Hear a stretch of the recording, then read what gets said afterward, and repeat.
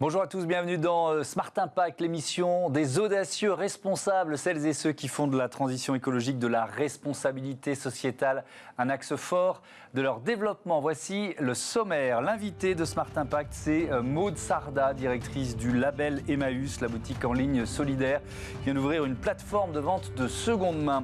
Notre débat portera sur les effets du changement climatique sur la santé à l'occasion du 13e Forum des ressources pour l'éducation au développement durable. Et puis dans Smart Ideas, vous découvrirez Transition One qui veut faire basculer nos voitures thermiques vers le tout électrique. Voilà pour les titres, c'est Smart Impact, et tout de suite.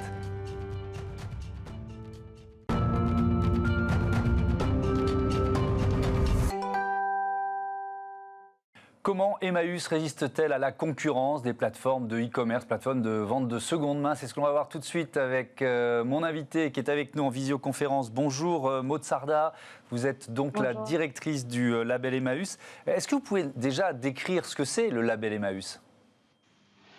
Alors, Label Emmaüs, c'est une coopérative qui porte plusieurs projets. Le premier qu'on a lancé en 2016, c'est une marketplace solidaire sur laquelle il y a aujourd'hui 1 300 000 produits. Uniquement des produits d'occasion qui sont tous mis en ligne par des compagnons, des personnes en parcours d'insertion dans environ 120 structures de l'économie sociale et solidaire qui alimentent aujourd'hui comme vendeur notre marketplace. On a aussi un entrepôt logistique en Île-de-France qui traite des livres d'occasion qu'on récupère des Emmaüs, des ressourceries physiques. Tout ce qu'ils n'arrivent pas à écouler en fait dans les points de vente physiques, on le vend en ligne. On a créé une école également en 2019 qui forme des demandeurs d'emploi au métier du e-commerce. Et puis tout récemment, hier, on a lancé Tréma, une nouvelle plateforme de dons d'objets en ligne au profit de la solidarité. Alors, on va détailler dans un instant ce qu'est Tréma. On parlera aussi des livres qui sont disponibles aussi sur le site de la FNAC, fnac.com. Mais si vous devez nous faire une liste, j'imagine qu'elle laissé un peu une liste à l'après-vert, qu'est-ce qu'on peut trouver sur le catalogue Label Emmaüs?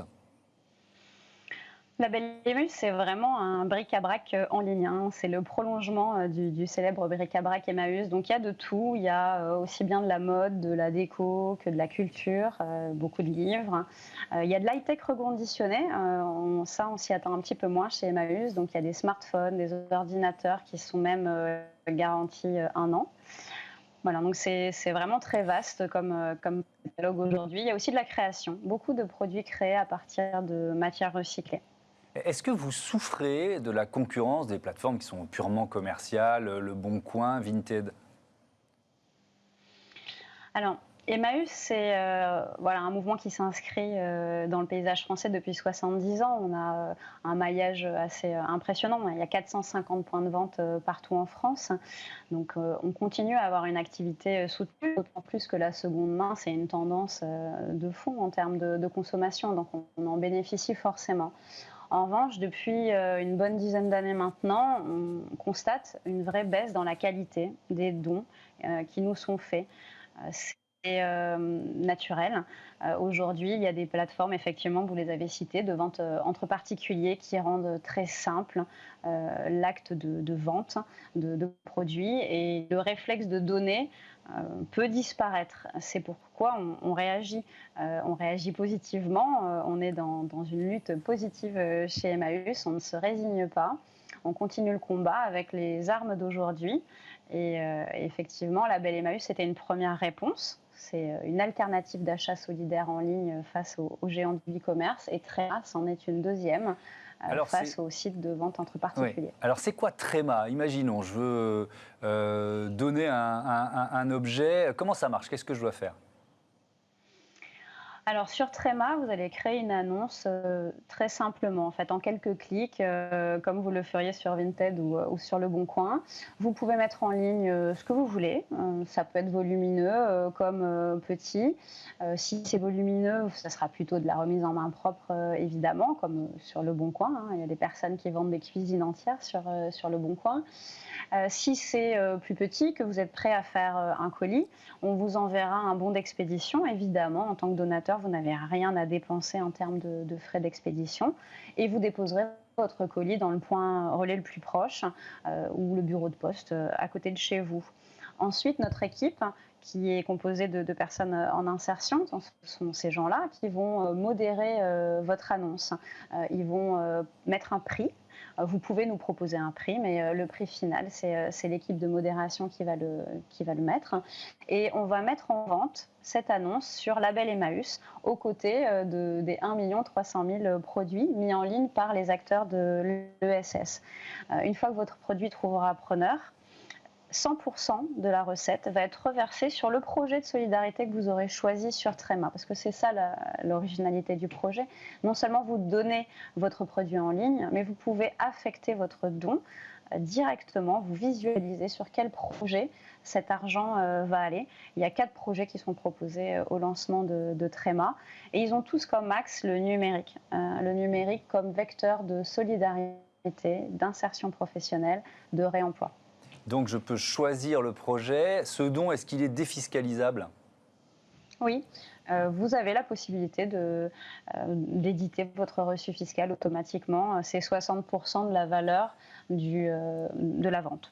Alors, prix d'achat. Vous nous avez dit, Maud Sarda, que c'était une réponse positive, dynamique d'une certaine façon d'Emmaüs à une baisse de la qualité des dons. Je retiens ça, ça veut dire que si j'ai bien compris, les gens gardent plutôt les beaux objets et vous donnent ceux qui le sont peut-être un peu moins et gardent les beaux objets pour essayer de les vendre sur les sites. Est-ce que vous ciblez avec Tréma une population plus jeune aussi ?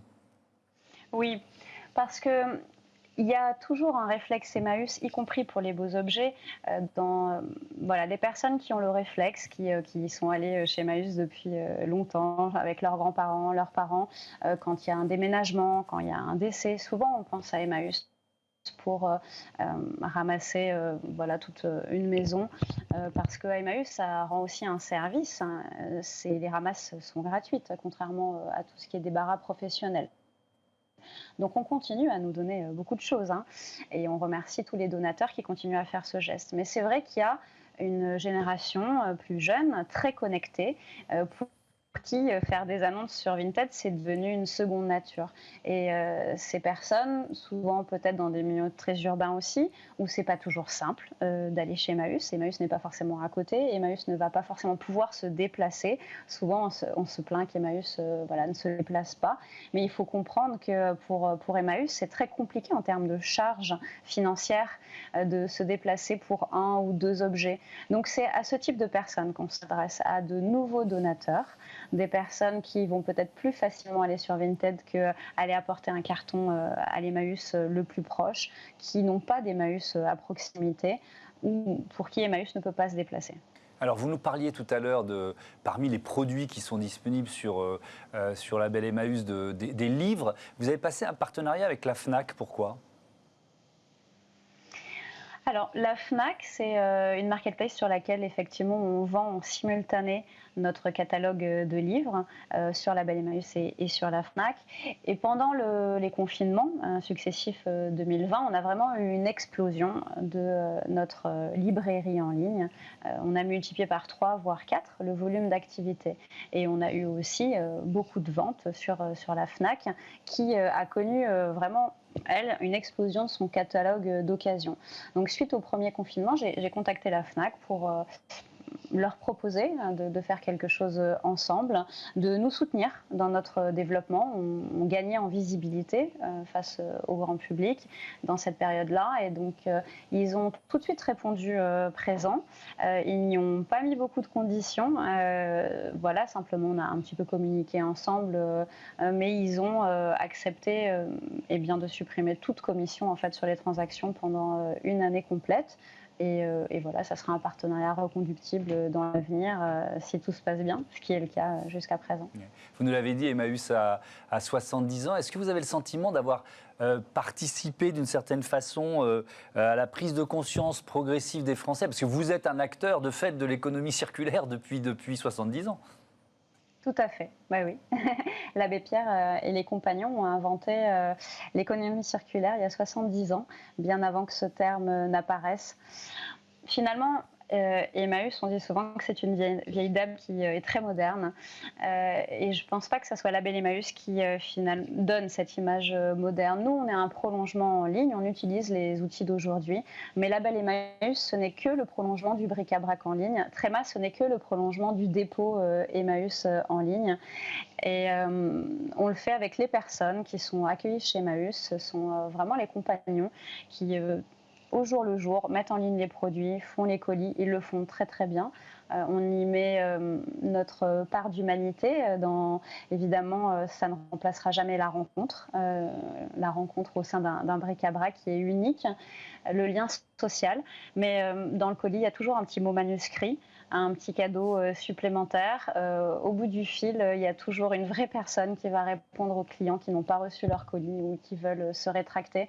Voilà, on essaie de faire du e-commerce différemment, de montrer que des alternatives solidaires sont aussi possibles en ligne comme elles sont possibles dans le monde physique. Tout ça au service de l'insertion professionnelle de personnes qui sont éloignées de l'emploi. Merci beaucoup, merci Maud Sarda. Bon vent au Label Emmaüs et à Tréma, donc ce tout nouveau site de dons et de e-commerce solidaire. Tout de suite, notre débat. Dans Smart Impact, on parle santé et changement climatique.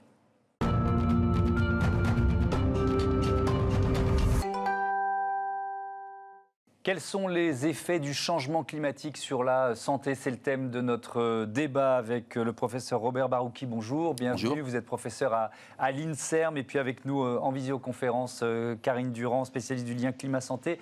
Bonjour et bienvenue, vous m'entendez bien? Je vous entends très bien. Ça m'a l'air bon. Bienvenue à vous aussi. Est-ce que, je vais poser la question générale pour commencer, professeur Barouki, est-ce que la hausse mondiale des températures commence déjà à avoir des conséquences sanitaires? Est-ce qu'on a pu modéliser, analyser ça? Oui, et depuis quelques années déjà, on connaît tous la problématique des canicules. Donc, on a eu quand même plusieurs canicules dans les 20 dernières années. La température moyenne de ces dernières 20 années était beaucoup plus élevée que tout ce qu'il y avait auparavant. Donc, on a déjà des impacts sanitaires qui sont extrêmement clairs avec les canicules. On a tous entendu parler de feux de forêt, on a tous entendu parler de catastrophes naturelles un peu exceptionnelles. Donc tout ça va avec un impact qui est déjà perceptible en fait du changement climatique. Et avec une étude publiée récemment, c'était au mois de décembre dans la revue scientifique The Lancet, avec 35 grandes universités spécialisées en matière de santé, l'OMS, le programme ONU Environnement, qui ont travaillé ensemble. Si vous deviez faire tirer une conclusion générale de cette étude de The Lancet, ce serait quoi? Écoutez, l'étude montre quand même toute une série d'impacts possibles donc, du changement climatique. Donc on a bien dit que ça a déjà commencé. Il y a des impacts, disons, directs.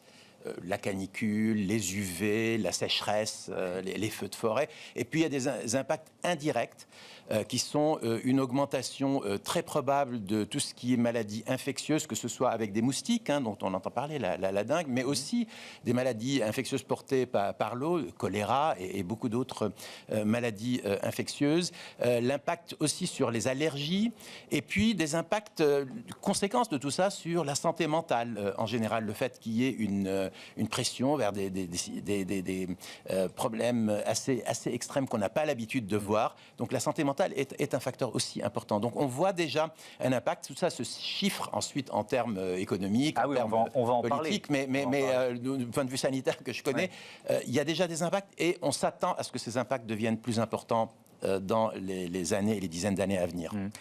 Karine Durand, on peut faire le lien entre notamment le gaz à effet de serre et des événements météo qui sont peut-être pas plus nombreux, mais qui sont plus intenses ou plus extrêmes ou plus graves, je ne sais pas quel terme employer. Oui, c'est ça, c'est exactement ça. En fait, l'augmentation des gaz à effet de serre est sans précédent. En France, le niveau est le plus élevé jamais atteint, a priori, depuis 800 000 ans. Alors surtout le dioxyde de carbone. Le problème, c'est que ces gaz à effet de serre, ils font ce qu'on peut schématiser par une couverture dans l'atmosphère. Ils bloquent la chaleur sur Terre. Et le problème de cette chaleur, c'est qu'elle reste sur Terre. Alors, le docteur a parlé évidemment de la canicule, mais parlons aussi des cyclones. Les cyclones, c'est un gros problème, car l'eau des océans est plus chaude, il y a plus d'évaporation de l'eau, et donc ça mène à des cyclones qui ne sont pas forcément plus fréquents, mais en tout cas plus intense. Et d'ailleurs, la saison cyclonique qui vient de se terminer, celle de 2020, a été exceptionnelle. On a eu un grand nombre de phénomènes, 31, et on a eu des phénomènes intenses, notamment 5 cyclones très actifs en même temps dans les océans, et c'est d'ailleurs du jamais vu. Sur les canicules, Karine Durand, puisqu'on l'a évoqué rapidement avec le professeur Barouki, mais ces canicules, elles sont là aussi plus intenses ou également plus nombreuses ? Alors, les deux, mais alors, moi je vais parler des prévisions. Dans les prévisions, il y a toujours une dose d'incertitude quand même, ce sont des prévisions. Dans les prévisions, on prévoit quand même davantage d'événements de chaleur extrême, mais c'est surtout l'intensité de la chaleur qui va être marquante. La question qu'il faut se poser, en fait, en ce qui concerne le changement climatique, c'est vraiment, est-ce qu'il y a de plus en plus d'événements, d'une part, et est-ce qu'il y a des événements plus intenses ? A priori, de plus en plus d'événements, on n'en est pas encore certain, mais des événements plus intenses, des pics de chaleur plus intenses, ça, oui, c'est le cas à l'heure actuelle, et malheureusement, le GIEC, qui est l'organisation qui étudie le changement climatique, eh bien, prévoit pour les années à venir à nouveau des pics de chaleur de plus en plus intenses. Robert Barouki, cet impact sanitaire du changement, du réchauffement climatique, il est, ça semble une évidence, mais forcément plus important dans les pays pauvres. Plus les pays sont pauvres, plus les populations sont pauvres, plus elles sont frappées. C'est une réalité un peu générale. Tous les problèmes environnementaux sont souvent plus difficiles quand on a déjà à la base des problèmes. Un système de santé qui n'est pas tout à fait à la hauteur dans certains pays a du mal à prendre en charge. Déjà dans nos pays où on a un système de santé qui est quand même d'un certain niveau, on a du mal. Alors vous imaginez bien que dans des pays où ce système n'est pas tout à fait au même niveau, eh bien on va avoir du mal. Ensuite, ça va se répartir. Ces pays-là, vous avez des problèmes de sécheresse extrêmement importants, de phénomènes extrêmes comme les cyclones dont on a parlé tout à l'heure. Donc ça vient par plusieurs directions et donc ça s'ajoute et ça rend vraiment le système de santé en grande difficulté vis-à-vis de ces problèmes-là. Est-ce que le coût de ces catastrophes sanitaires est lié au réchauffement ? Est-ce qu'il a été là aussi modélisé ? Est-ce qu'il est possible d'estimer le coût de ces catastrophes ? Bon, c'est toujours un problème un tout petit peu difficile. D'ailleurs, la Commission européenne lance des appels à projets pour pouvoir estimer déjà l'impact sanitaire d'événements environnementaux comme le changement climatique et, en conséquence, le coût économique lié. On le fait déjà, par exemple, pour la pollution de l'air. Il y a des calculs de coûts. Un domaine que je connais assez bien, qui est les perturbateurs endocriniens. On calcule, on estime l'impact sanitaire et à partir de là, en monétisant un peu ces impacts, on arrive à dire c'est 150 milliards par an pour l'Union européenne, l'impact des Et on voit bien l'importance de cette modélisation, parce que ça permet derrière de prendre des décisions économiques, de mutation économique. On en parle tous les jours dans cette émission. Et puis ça parle à beaucoup plus de monde. Et en fait, le coût ça donne une idée du coût de l'inaction. Si on ne fait rien, parce qu'on peut dire on fait rien, et puis qu'est-ce qu'il va y avoir ? Bon, on va avoir plus de problèmes sanitaires, mais on va avoir aussi plus de problèmes économiques qui sont plutôt sur le moyen et long terme, mais qui sont réels quand même. Donc ça dépend comment on veut gérer ça. Karine Durand, est-ce qu'on peut faire le lien aussi entre l'activité humaine, l'urbanisation notamment, et la pandémie actuelle ou les pandémies en général ? Oui, le problème, c'est l'interaction entre les humains et la vie animale, qui n'est pas toujours très contrôlée. C'est un gros problème, effectivement, la destruction de la biodiversité, les interactions humains-animaux. D'ailleurs, à ce sujet, alors là, en dehors de la pandémie, il y a la maladie de Lyme qui explose dans certains coins. La maladie de Lyme, je rappelle, c'est une maladie qui est liée aux piqûres de tiques. La maladie de Lyme, elle provient de l'interaction humaine sur le même territoire que les cervidés, mais aussi de l'élévation des températures et de l'humidité. Et cette maladie de Lyme, eh bien, elle explose en France, mais aussi dans des pays froids, des zones froides comme le Québec, comme les montagnes rocheuses également. On n'en avait pas avant et maintenant on en a en plein hiver parce qu'il ne gèle pas assez fort, pas assez longtemps. Et en ce qui concerne les pandémies, d'ailleurs, je voudrais rajouter quelque chose. New York a été très très inquiète au sujet de la pandémie de coronavirus au cours de la saison, derrière la saison cyclonique. Et la ville de New York, pour se protéger, pour se préparer, elle a même créé un plan spécial coronavirus et cyclone qui associe les deux parce que la ville avait peur en fait qu'un cyclone inonde la ville. Le problème, c'est que lorsque cyclones inondent la ville, on a des réfugiés climatiques qu'on tasse dans des centres d'évacuation, et là on a un énorme risque de transmission de virus. Donc la ville de New York avait préparé un plan très précis pour l'automne, où en fait le plan c'était de ne pas mettre les réfugiés climatiques dans des centres, mais de les mettre dans des hôtels, dans des salles de classe, de les séparer, de refuser les volontaires qui venaient aider. Donc on voit qu'il faut prendre vraiment en compte ces deux paramètres en fait, les phénomènes météo extrêmes, mais aussi les épidémies, parce que le problème, comme l'a dit également le docteur, c'est que pour certaines épidémies, eh bien, les phénomènes météo extrêmes, avec notamment l'eau souillée, eh bien, ont un impact direct. Robert Bauky, l'espace naturel de milliers d'espèces se restreint, c'est pas sans conséquences sanitaires. Bien entendu, la déforestation est un problème à tous les niveaux. Enfin, il y a certaines évolutions qui sont néfastes à plus d'un titre. Par exemple, ça augmente le contact entre les animaux et les populations humaines d'une part, mais c'est aussi moins de captation de CO2, etc. Donc on joue parfois dans certaines situations, on perd à tous les niveaux. Mais c'est la double ou la triple peine, quoi. Voilà, mais à l'inverse, il y a aussi des mesures qui font qu'on gagne à plusieurs niveaux. Si vous dites aux gens, par exemple, on est dans une ville, vous dites aux gens, faites du vélo, marchez, plutôt que de prendre la voiture, vous gagnez, parce que l'exercice physique, au fond, il n'y a rien de mieux. Dans beaucoup de pathologies, l'exercice physique a un rôle très positif. Et d'un autre côté, vous faites moins de pollution de l'air, moins de CO2, etc. Donc vous gagnez là à plusieurs niveaux. Donc il faut aussi trouver les co-bénéfices quelquefois de certaines Bien mesures. sûr, et avoir un discours qui soit parfois optimiste et positif. Et évidemment, on tient ce type de discours dans Smart Impact. L'éducation, si je rebondis, c'est un levier de transformation. Oui, parce qu'il y a des décisions qu'on prend à l'échelle internationale, il y a des décisions qu'on prend à l'échelle nationale, mais il y a aussi tout ce qu'on fait localement. Et on le voit dans la pandémie aussi. Il y a plusieurs niveaux et tout compte. Et dans la problématique environnementale en général, climatique en particulier, ce que nous faisons, nous, tous les jours, compte. Ça compte à chaque fois un peu, mais en multipliant, finalement, ça fait quelque chose. En plus, bien sûr, ça n'empêche pas qu'il y ait des décisions de santé publique et de décisions publiques à prendre, bien entendu.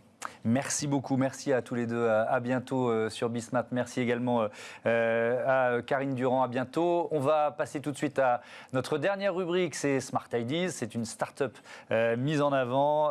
On prend le volant d'une voiture électrique. Smart Ideas avec BNP Paribas. Découvrez des entreprises à impact positif.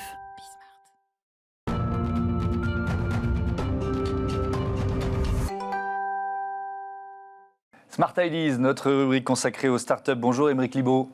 Bonjour Thomas. Bienvenue, vous êtes le PDG de Transition One, basé à Orléans. Vous allez nous présenter le rétrofit. De quoi s'agit-il ? Ouais, c'est un nouveau mot. C'est la conversion d'un véhicule thermique, essence ou diesel, en un véhicule 100% électrique. Et maintenant, on a le droit de le faire en France. Alors oui, ça c'est une question intéressante parce que vous avez créé cette entreprise en 2018. Et donc depuis 2018, vous attendez quoi ? On attendait le changement de réglementation qui a eu lieu le 3 avril 2020. Donc on était quand même pendant la crise, où maintenant on a le droit de le faire. On n'est plus obligé d'avoir l'autorisation du constructeur, on n'est plus obligé de réhomologuer toute la voiture. Il y a quelques règles à respecter, mécaniques et de normes.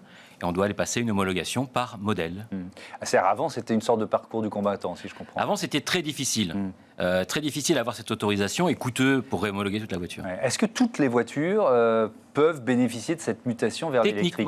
Techniquement, elles sont toutes éligibles. Après, on doit passer une homologation par modèle, une homologation assez coûteuse. Et donc, nous, en tout cas, on s'est spécialisé sur des véhicules récents. Et qui sont nombreux sur les routes, en France et en Europe. Et qui sont plutôt des petits ou des moyens modèles, c'est ça ? Oui, parce que petit modèle, petite voiture, petite autonomie. Et donc, petite autonomie égale peu de batterie. Et peu de batterie égale prix beaucoup plus abordable. Et c'est là où c'est intéressant de... Je viens de voir passer une photo d'une Fiat 500, c'est la voiture de ma femme. Il faut me convaincre, là. Moi, je veux bien la faire basculer du thermique à l'électrique. Il faudra la convaincre elle aussi, évidemment. Bien sûr. C'est quoi le bon argument ? Le bon argument, c'est déjà, il faut être convaincu de vouloir arrêter ces émissions de CO2 quand on se déplace. Si on n'est pas convaincu par ça, ça va être difficile d'être convaincable. Et donc, comment passer à cette voiture électrique ? Il faut pouvoir le faire aussi de manière abordable. Donc, on peut très bien aller s'acheter ce modèle-là qui existe en électrique, conçu par le constructeur.